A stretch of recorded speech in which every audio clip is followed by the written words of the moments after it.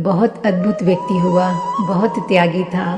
जीवन भर त्याग किया, जीवन भर दृष्टि को शुद्ध करने की कोशिश की, समस्त परिग्रह छोड़ दिया, घर द्वार में कुछ भी ना रखा, सारी संपत्ति थी जो बांट दी, फिर लकड़ियां काटने लगा, उन्हीं को बेचकर जीने लगा।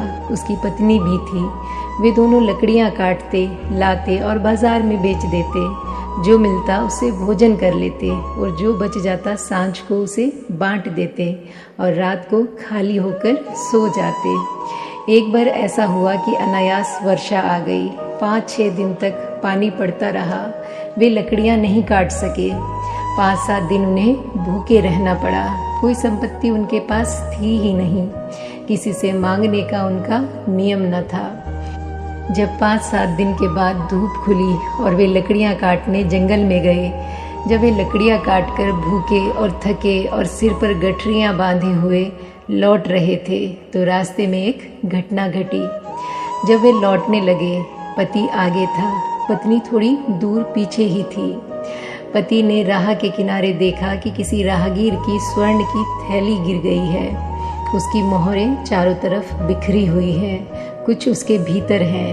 तो उसके मन में तभी ख्याल हुआ कि मैंने तो स्वर्ण पर विजय पा ली है, मैंने तो स्वर्ण का त्याग कर दिया है, लेकिन मेरी पत्नी है, अभी अज्ञानी है, ज़्यादा उसे ज्ञान नहीं, ज़्यादा पढ़ी लिखी नहीं, 7 दिन की भूखी है, थकी मांदी है, लकड़ियाँ ढोकर घर आ रही है। कहीं मन में उसके मोह ना आ जाए कि उठा ले तो जीवन भर का कष्ट दूर हो जाएगा, कहीं विचार ही आ जाए तो व्यर्थ पाप हो जाएगा।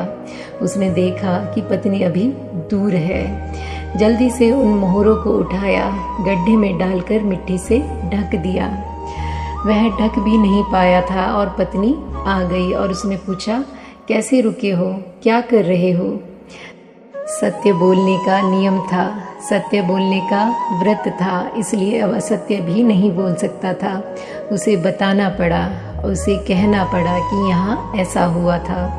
स्वर्ण की मोहरें पड़ी थी। मेरे मन को हुआ कि मैंने तो स्वर्ण पर विजय पा ली, मैं तो त्यागी हूँ, लेकिन तू है अज्ञानी और तुझे पता नहीं, तुझे यह पता नहीं कि स्वर्ण का मोह अगर मन में पैदा हो जाए तो पाप हो जाएगा।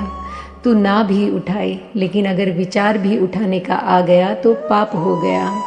भूखी प्यासी है, दुखी परेशान है, इसलिए मैंने सोचा कि इन्हें ढक दूं मिट्टी से ताकि तुझे दिखाई ना पड़े।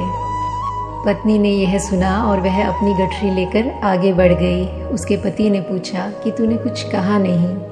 देखा तो उसकी आंख में आंसू है। वह बहुत हैरान हुआ।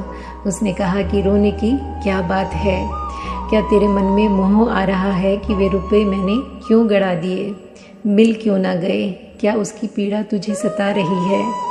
उस स्त्री ने कहा कि नहीं, पीड़ा मुझे यह हो रही है कि तुम्हें अभी भी स्वर्ण दिखाई पड़ता है। मैं तो हैरान हो गई कि तुम मिट्टी पर मिट्टी डाल रहे हो और कह रहे हो कि सोने पर मिट्टी डाल रहा हूँ। वह स्वर्ण तुम्हें दिखाई पड़ता है। जीत अभी पूरी हुई नहीं। यह त्यागी की दृष्टि है कि सोने पर मिट्टी डाल दो कि दिखाई न पड़े।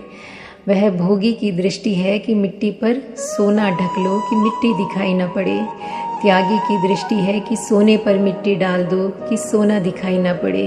भोगी की दृष्टि है कि जहाँ मिट्टी है वहाँ भी सोने से मढ़ दो कि मिट्टी दिखाई न पड़े, सोना ही सोना दिखाई पड़े, मिट्टी ही मिट्टी दिखाई पड़े।